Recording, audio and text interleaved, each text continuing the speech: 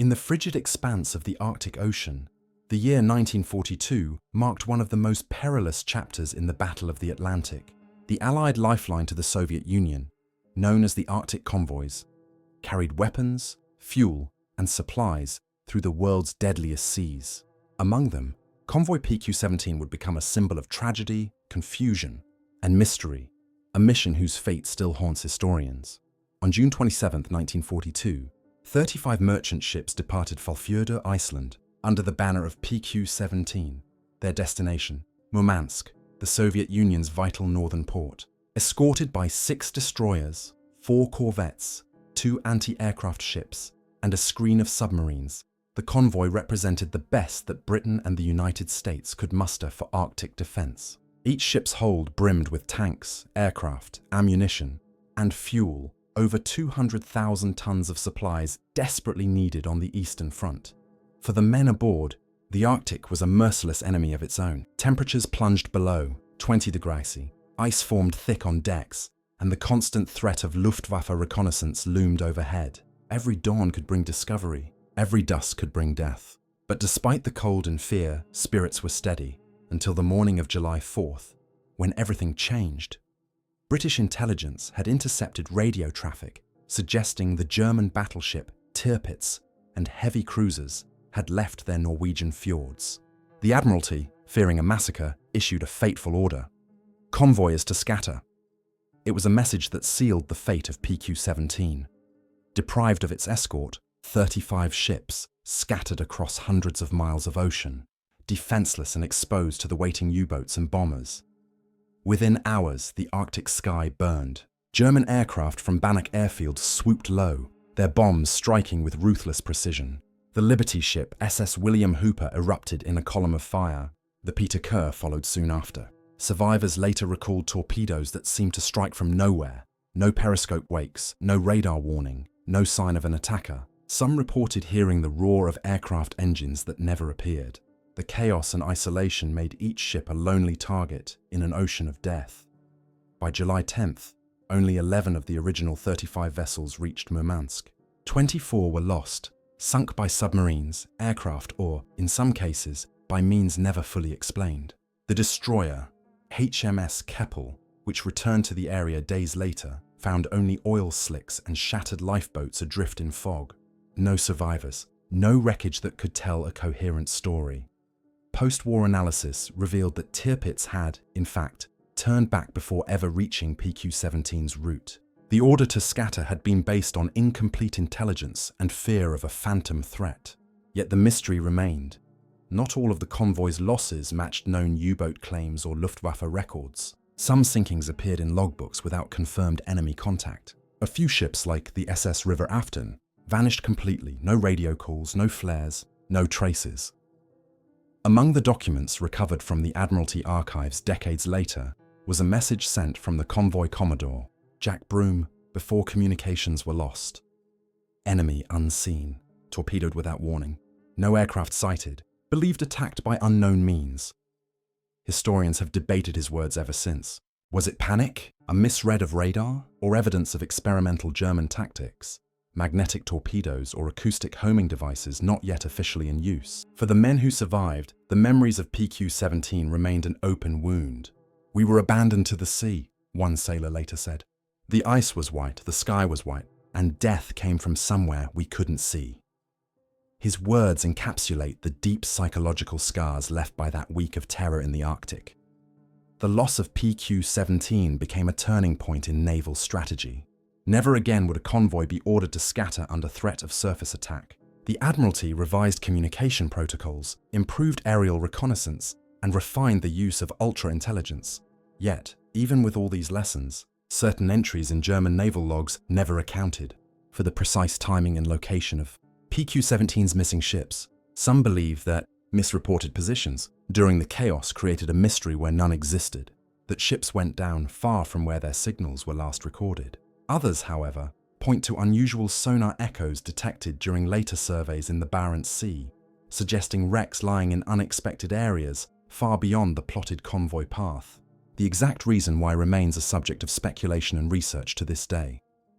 80 years later, the Arctic still keeps its secrets. Beneath the shifting ice and silence lie the bones of PQ-17.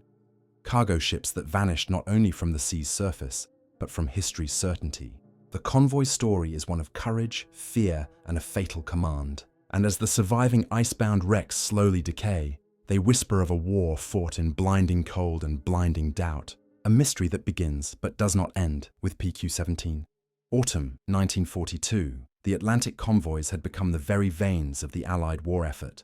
Lifelines stretching from the ports of Halifax and New York to the harbours of Liverpool and Belfast. Every crossing carried the pulse of victory or defeat.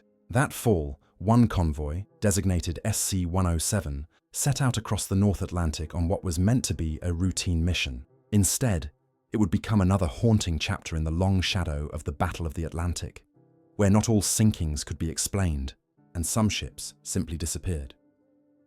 Convoy SC-107 departed Halifax on October 24, 1942, bound for Britain with 34 merchant vessels under the escort of the Canadian destroyer HMCS Restigouche and several corvettes. Among the convoy were American Liberty ships like SS Hartington and SS Empire Lynx, carrying food, aviation fuel, and munitions. The men knew the risks. The Mid-Atlantic Gap, a region beyond range of Allied air cover, was a graveyard for ships. It was here that Admiral Karl Dönitz's wolf packs operated, dozens of U-boats working in coordinated attacks under cover of night. For the first week, seas were calm and radio silence held. But on the evening of November 1st, lookouts on the Norwegian freighter SS Fjordheim spotted a faint silhouette trailing them, a low, dark shape breaking the waves, then vanishing beneath them. Moments later, the radio operator intercepted a short German transmission. A wolf pack was closing in. Unknown to the convoy, 16 U-boats under the command of Kapitän-Leutnant Erich Topp had formed a trap. It was one of the largest coordinated attacks of the war. What followed was chaos. Shortly after midnight, torpedoes struck 2 ships in quick succession. The Empire Lynx erupted in flames. Her fuel cargo ignited the night sky in an inferno visible for miles. The corvettes, HMCS Algoma and HMCS Shediac, dropped depth charges, but the enemy seemed to melt away.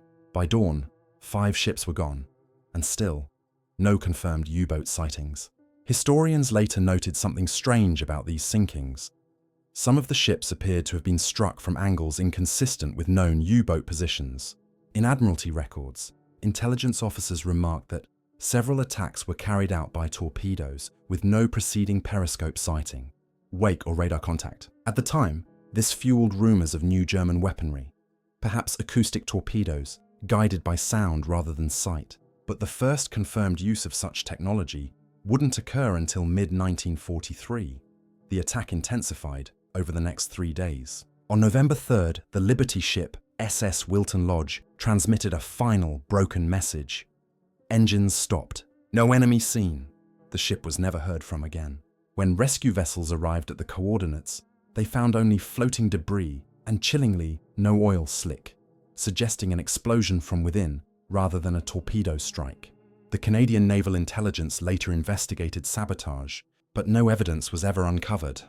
One surviving sailor, Second Officer Harold Pearson of the Hartington, described the night as a kind of invisible siege.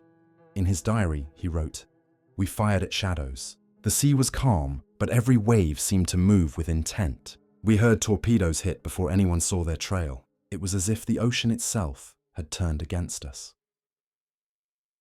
His words captured the fear and confusion that plagued SC-107 as one ship after another vanished into the cold Atlantic. By November 5th, 10 merchant ships had been lost. The escorts were exhausted, their depth charges nearly spent. Yet radar operators still reported ghost contacts, returns with no solid echo.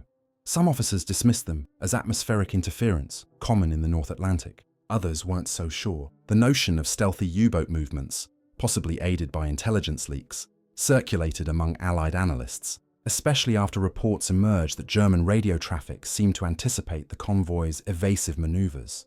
After the war, decrypted Enigma messages revealed that U-boat command indeed had precise details of SC-107's composition and route. It was later discovered that Allied convoy codes had been partially compromised at the time. But even with that explanation, inconsistencies remained. Several of the recorded sinkings occurred far beyond the operational range of the assigned Wolfpack. It was as if phantom submarines had joined the hunt, craft unaccounted for in any German record. Today, divers have located the remains of only half the ships lost with SC-107. Some lie in expected positions, others rest hundreds of miles away from the convoy's official route. One wreck, believed to be the SS Wilton Lodge, was discovered in 2011, nearly 150 nautical miles off its last reported coordinates. Its hull split open, showing no definitive signs of a torpedo strike. The mystery endures in naval archives and sonar charts, where the cold Atlantic conceals the truth of what happened in that first week of November 1942. Was it superior U-boat strategy, bad intelligence, or something more elusive? Errors of position and timing lost in the fog of war? For the families of the men who sailed on SC-107, those questions never found answers. All that remains are the sparse lines in war diaries and the empty coordinates on navigation charts. The convoy vanished as quickly as it was found, its fate intertwined with the next chapter in the Atlantic War, where yet another fleet would disappear under equally mysterious circumstances. By the winter of 1942, the Battle of the Atlantic had reached a grim crescendo. The Allies had adapted, learning from the tragedies of convoys PQ-17 and SC-107. New sonar systems, improved escorts, and air patrols were introduced to stem the relentless tide of German U-boats.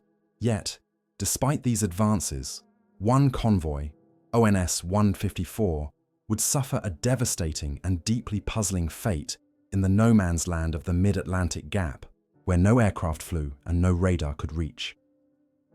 Convoy ONS 154 departed from Liverpool on December 18, 1942, bound for Halifax, Nova Scotia. It was a slow convoy, composed of 50 merchant vessels loaded with ballast and returning for new cargo. Its escort group, B6, included the frigate HMS Pink, corvettes HMS Vervain and HMS Heather, and the destroyer HMS Burwell. Their mission seemed routine: escort the ships westward, through the perilous Black Pit that unguarded, stretch of ocean where the Allies' long-range air cover still could not reach. For the first days, weather worked in their favor. Gales and heavy swells hid them from Luftwaffe reconnaissance, but as Christmas approached, the skies cleared, and so did their luck. Unknown to the convoy, 24 U-boats under Dönitz's command had been ordered to converge in Wolfpack Ungestüm. The trap was set. On the night of December 26th, at 23:50 hours, the Norwegian merchant ship Norfolk reported sighting a red flare to starboard, a distress signal from the Empire Shackleton. Seconds later, a thunderous explosion shattered the calm. Torpedoes struck amidships, and flames rose into the night sky. Yet none of the escorts detected sonar pings, no periscopes were sighted, and radar showed nothing but open sea. Commander G.F. Hart of HMS Pink wrote later, "We heard the detonation clearly, but no submarine could be located. It was as though the attack had come from beneath the convoy itself." By morning, 4 ships were gone, among them Empire Shackleton and King Edward. Rescue operations were chaotic. Survivors from King Edward claimed that a second explosion tore through the ship after it had already stopped engines, something no torpedo pattern accounted for. In his report, Lieutenant William Carver noted, "Possibility of internal detonation cannot be ruled out, but sequence suggests 2 distinct external strikes." The attacks continued into December 27th.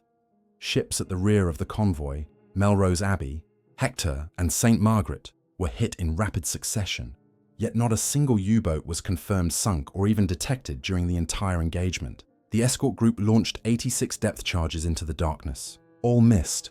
When radio silence broke, the Admiralty received scattered transmissions. Some captains reported torpedoes hitting without warning. Others described sonar readings that seemed to move erratically, as if false echoes were being generated. British intelligence later learned that the Germans were experimenting with new acoustic countermeasures, devices called BOLD, which released gas bubbles to confuse sonar. But even accounting for this, the sheer precision of the attacks on ONS 154 defied explanation.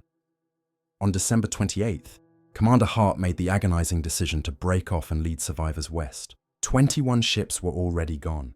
Some, like Melrose Abbey, simply disappeared. No debris, no survivors, no distress signal. It was as if they had been erased from the convoy's very order of battle. After the war, Allied analysts compared the convoy's losses with German naval records. U-boat commanders claimed responsibility for only 15 confirmed sinkings. That left at least 6 unaccounted for, ships that had vanished without recorded attack. The Admiralty initially attributed the discrepancy to confusion amid chaos, but as post-war research deepened, inconsistencies piled up. In one case, wreckage from SS Empire Shackleton was later found more than 40 nautical miles from her supposed last position, suggesting navigational error or perhaps something more complex, a misidentification of where the attacks truly took place. In 1997, a joint British-Canadian expedition located several of ONS 154's wrecks off the Azores. Sonar images revealed that many hulls were broken apart in unusual patterns, less like torpedo impacts, more like explosions from beneath. Some historians have speculated about malfunctioning depth charges, magnetic mines, or spontaneous detonation of munitions. None of these theories fully explain why so many ships were struck so quickly in calm seas, nor why no definitive enemy contact was ever logged. For the men of ONS 154, the ordeal lasted 6 days. In total, 22 ships were lost, one of the worst convoy disasters of the war. Over 400 sailors perished in freezing water, their bodies never recovered. Survivors who reached St. John's, Newfoundland, described exhaustion, confusion, and disbelief. It wasn't a battle, one recalled. It was like the ocean itself was picking us off. Historians still debate ONS 154's enigma. Was it simply a perfect storm of U-boat coordination, weather, and technology? Or did Allied miscommunication and navigational errors create the illusion of mystery? Whatever the cause, the convoy's final transmission, received January 1, 1943, remains haunting. Attacked from unknown bearing.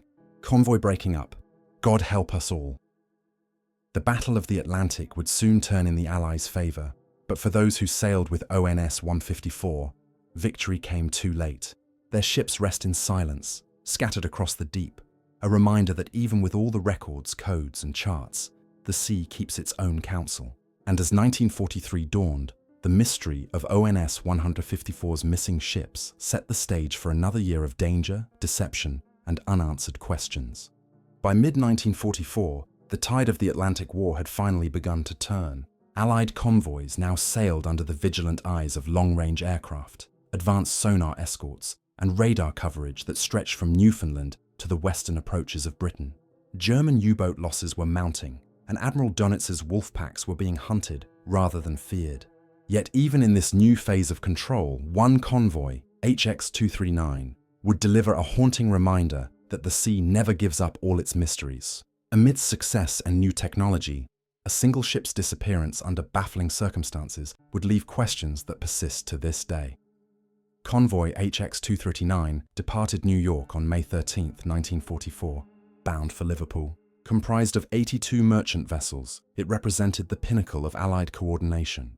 The escort group, under Captain Arthur Layard, included the destroyers HMS Vedette, HMS Blackwood, and HMS Bulldog, supported by air patrols from RAF Coastal Command's B-24 Liberators. The mood was confident. The convoys had become almost routine, an incredible contrast to the desperate struggles of 1942. The men believed they had finally mastered the Atlantic, but the ocean has a way of humbling certainty. On May 21st, as the convoy passed through the mid-Atlantic, heavy fog rolled in from the north. Visibility dropped to less than half a mile. The ship's tightened formation, radar sets buzzed continuously, and radio silence was maintained. Among the vessels was the British Liberty ship SS Empire Tower, carrying ammunition, spare aircraft parts, and fuel drums. She was manned by a crew of 42 and commanded by Captain Edward Marsden, a veteran of 3 prior crossings. At 03:17 hours, Empire Tower signaled that she was adjusting course slightly south to avoid drifting ice. It was the last confirmed transmission from the ship. Less than an hour later, a massive flash lit up the fog, witnessed by sailors aboard the nearby SS Samholt. A red flare arced briefly into the sky, then vanished. When escorts arrived at the reported position, they found nothing. No wreckage, no oil slick, and no survivors. Radar contact with Empire Tower ceased abruptly at 03:24. The ocean was calm. No explosions were heard beyond the initial flash. Initial assumptions pointed to a torpedo attack. However, no U-boats were known to be operating within 300 nautical miles of HX-239's course that night. Allied ultra-intelligence, decoded from Enigma traffic, confirmed that no German submarines had reported action in the area. Dönitz's surviving war diaries, reviewed after the war, make no mention of a contact with any convoy on May 21st. In effect, Empire Tower had vanished in the safest stretch of the Atlantic. Captain Layard's after-action report remains one of the most perplexing in the archives of the Admiralty. Search conducted by Bulldog and Blackwood yielded no sign of debris. Torpedo wake not observed. Flare possibly originated from ammunition ignition, yet timing inconsistent with position of vessel on last radar plot. In other words, the flare appeared nearly 20 miles southeast of where Empire Tower should have been. The discrepancy deepened the mystery. Later, some officers theorized that the ship's volatile cargo might have detonated after an accidental fire, but other details didn't fit. No SOS was transmitted, and none of the surrounding ships heard secondary explosions typical of munitions blasts. Survivors from Samholt recalled hearing a deep, muffled thud rather than a sharp explosion, an acoustic signature inconsistent with either torpedoes or internal combustion. When the fog lifted 2 days later, reconnaissance aircraft from RAF 120 Squadron scoured the area. They found faint oil sheens and scattered debris, mostly charred timber and floating canvas. No human remains were ever recovered. The convoy pressed on, and the Admiralty quietly marked Empire Tower as missing, presumed sunk by unknown cause. It wasn't until 1951 that the first clue resurfaced. A Norwegian fishing trawler operating off the Faroe Islands snagged what appeared to be a section of hull plating, with partial markings matching the ship's registry. It was found far north of the convoy's plotted path, nearly 90 miles from her last recorded position. Some suggested strong currents had carried the wreckage, but others believed Empire Tower may have drifted off course much earlier than believed, possibly after steering failure or navigational error in the fog.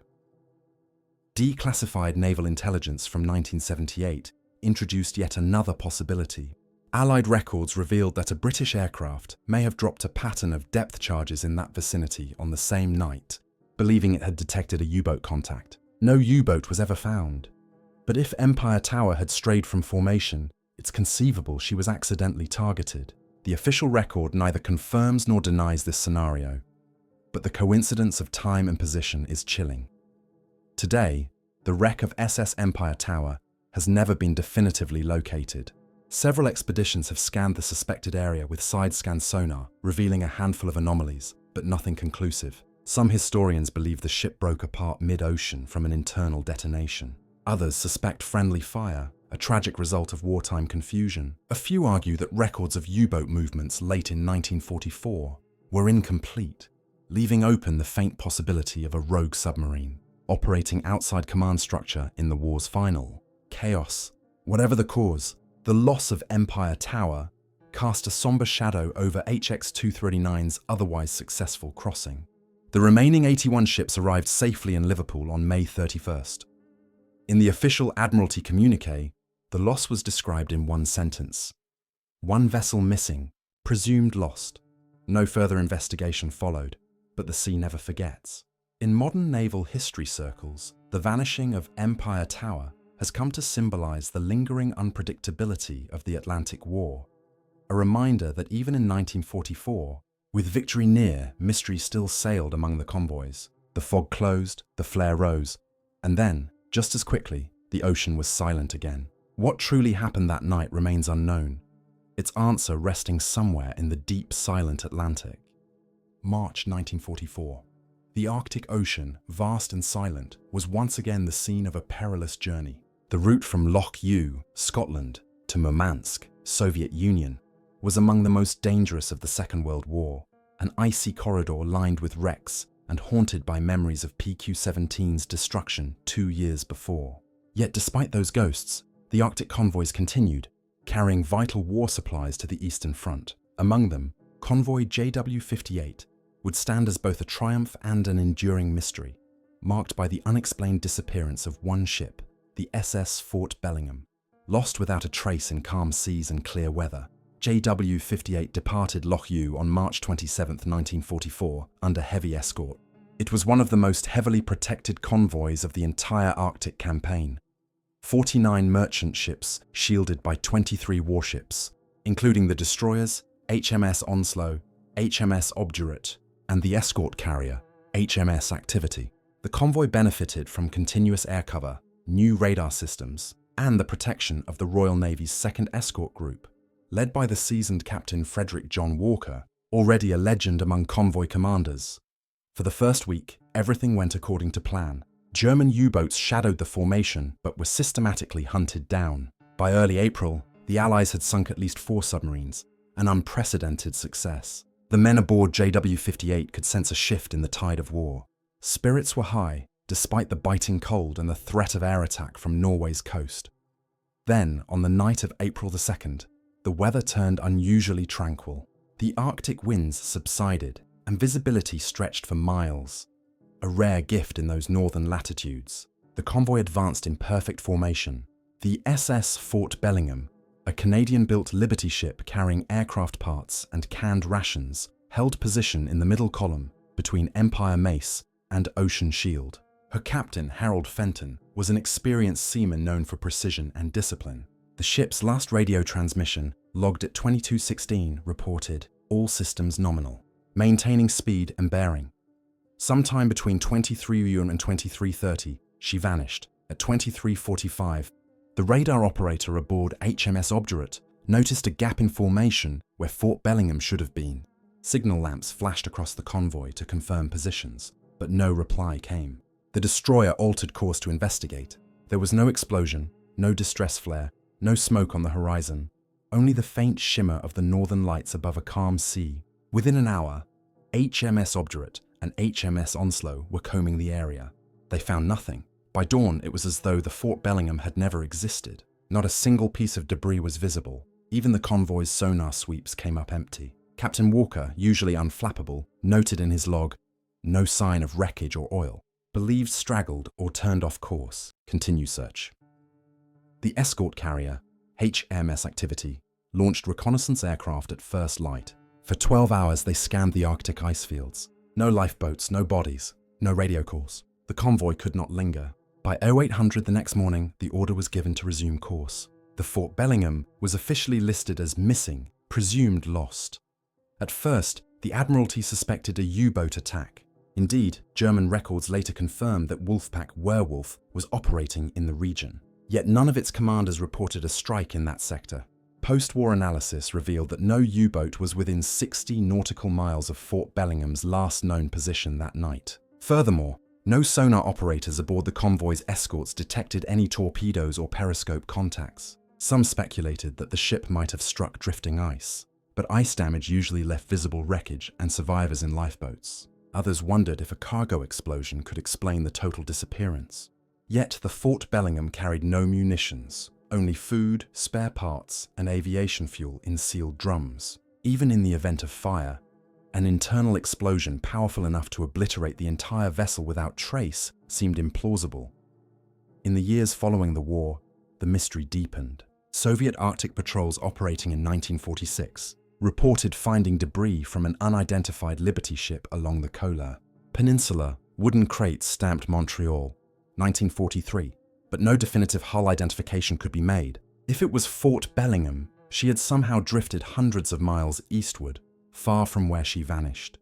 Decades later, British naval historians revisited the case while declassifying Arctic convoy records. One intriguing find emerged from HMS Activity's operations log. Radar contact with an unidentified object near Fort Bellingham's last known position, recorded at 22:41 that night. The contact lasted only seconds before vanishing. At the time, it was dismissed as interference caused by the aurora borealis. Modern analysts, however, argue it could have been a brief return from the ship as she began to founder, or possibly a misidentified echo from an iceberg. The Arctic remains one of the world's least forgiving environments for shipwreck recovery. To this day, Fort Bellingham's resting place has never been found. Search expeditions using side-scan sonar in 2007 and 2016 detected several wrecks from JW convoys, but none matching the ship's dimensions. All that remains are fragments of radio logs, survivor testimonies from neighboring ships, and unanswered questions. Captain Walker's last comment on the case, written in his private diary, reflects both frustration and resignation. In the Arctic, a ship can vanish more completely than in any other sea. Sometimes the ocean keeps her dead for reasons we'll never understand. Of all the convoys of the Arctic campaign, JW-58 was one of the most successful. Every other vessel reached Murmansk safely. Yet its perfection makes the Fort Bellingham's disappearance all the more confounding. How does a 7,000-ton ship, fully crewed, vanish into calm waters under clear skies? No torpedo, no explosion, no flare, only absence. And so, the legend of the Fort Bellingham endures. A ghost in the Arctic archives. A silent gap in an otherwise flawless convoy report. Her fate, still uncharted, drifts beneath the polar ice. Somewhere between war, weather, and the unknowable depths of the sea. By the time the guns of Europe fell silent in May 1945, the Atlantic had already claimed its toll. More than 3,000 Allied merchant ships and 175 warships lay at the bottom of its vast, cold depths. The convoys that once linked America, Britain, and the Soviet Union had carried the weight of the war upon their decks. Steel, fuel, food, men, and hope itself. Yet, even as victory was declared, a shadow lingered across the sea. For some of those ships, the convoys of PQ-17, SC-107, ONS-154, HX-239, and JW-58, the full truth of their disappearance never surfaced. They became the unfinished chapters of the Atlantic War. Vessels lost without witnesses, without cause, and in some cases, without trace. In London, 1946, Admiralty archivists began the monumental task of cataloguing every Allied ship lost in the Atlantic. The official summaries were coldly factual: names, tonnage, location, presumed cause. But the deeper analysts went, the stranger the inconsistencies became. PQ-17's phantom torpedoes, SC-107's vanished freighters, ONS-154's ships sunk without recorded U-boat action, HX-239's missing Empire Tower, and JW-58's Fort Bellingham that evaporated into the Arctic calm. Each represented not merely loss, but mystery. The records didn't align with German naval logs, intelligence decrypts, or survivor accounts. Somewhere between data and ocean, truth had gone adrift. Historians and naval officers alike tried to explain it. Some turned to technology, suggesting navigational error, mechanical failure, or premature detonation of defensive mines. Others suspected deeper causes: miscommunication, misidentification, or even wartime secrecy. In the frantic chaos of 1942-44, it was common practice to suppress incidents that might demoralize public or Allied confidence. If an accident or friendly fire had claimed ships, perhaps it was easier to let time bury the truth beneath the waves. But for sailors who survived, the memory of those nights refused to fade. One, a gunner from Convoy SC-107, recalled years later. It wasn't just the fear of the enemy, it was the feeling that the sea itself was watching us. We saw ships vanish with no explosion, no wake. One minute they were there, next they were gone. Another, who served aboard HMS Onslow during JW-58, wrote in his memoirs, "The Arctic was calm that night. We searched until dawn. Nothing. No wreck, no flame. Only ice and silence. How can something so vast disappear so completely?" As sonar and deep-sea exploration improved in the decades following the war, researchers began to hunt for the missing wrecks. In the 1970s, British and Canadian expeditions mapped portions of the Barents and North Atlantic seabeds, locating hundreds of ships, but not all. Even with precise coordinates, several vessels listed as sunk simply weren't there. Oceanographers suggested undersea landslides or deep currents could have carried wreckage miles from impact zones, yet some of the anomalies seemed too precise, as if the coordinates themselves had been deliberately altered in wartime reports. The mystery extended beyond the ships. Some Allied communication logs were missing entire pages, particularly those from July 1942, PQ-17, and March 1944, JW-58. Historians like Nicholas Morley and Jürgen Rover have proposed that classified weapons tests or early magnetic torpedoes might have been involved, their failures quietly expunged from record. Others contend that the stress of war and miscommunication created legends out of chaos, that in the fog, men saw patterns that never existed. Even so, a few shipwrecks located in recent years, far from their reported sites, lend weight to the idea that the Atlantic's secrets remain stubbornly intact. What's certain is that the ocean remembers in silence. At 12,000 feet below the surface, light does not reach. The steel hulls of PQ-17's freighters lie twisted in the silt, still bearing traces of their cargo: tanks, aircraft engines, railway parts meant for the Soviet front. Nearby, the Arctic currents cradle fragments of JW-58's missing ship, possibly the Fort Bellingham, resting beyond sonar range beneath shifting ice. The Atlantic is not merely a grave, it's a labyrinth of forgotten stories. For the men who braved it, the mystery of these convoys became a kind of legacy. In 1953, at the unveiling of the Merchant Navy Memorial in London, an aged convoy officer remarked to the crowd, "We beat the U-boats, we beat the odds, but we never beat the sea." His words hung heavy in the air, echoing through the ranks of veterans who had seen too many friends vanish into the deep. Today, historians revisit these cases with new tools: autonomous underwater drones, digital archives, and declassified ultra-intercepts. Some mysteries are closer to being solved. Mislogged positions, unreported U-boat actions, or accidental detonations are slowly pieced together like fragments of a jigsaw scattered across the ocean floor. But others, ships like Empire Tower and Fort Bellingham, remain unsolved, their locations still unconfirmed even in the satellite age. As the century mark approaches since those dark years, one truth endures: the Atlantic, in war or peace, remains unpredictable. It conceals its history beneath a moving shroud of current and ice. For every wreck discovered, another lies beyond the reach of man's instruments, its story suspended in cold water and darker memory. The mystery of the convoys isn't only about how they were lost, but about what they represented: the courage of ordinary men facing an enemy they could not see, trusting each other in the most hostile environment on Earth. Their disappearance speaks to something eternal, the limits of knowledge in the face of nature's immensity. And so, as waves continue to roll over the Barents, the Labrador, and the mid-Atlantic trenches, the echoes of those convoys still linger. The sea gives nothing back easily. The convoys are gone, but their silence remains. And in that silence, the last unsolved riddles of the Second World War continue to drift, deep beneath the Atlantic's endless, watchful surface.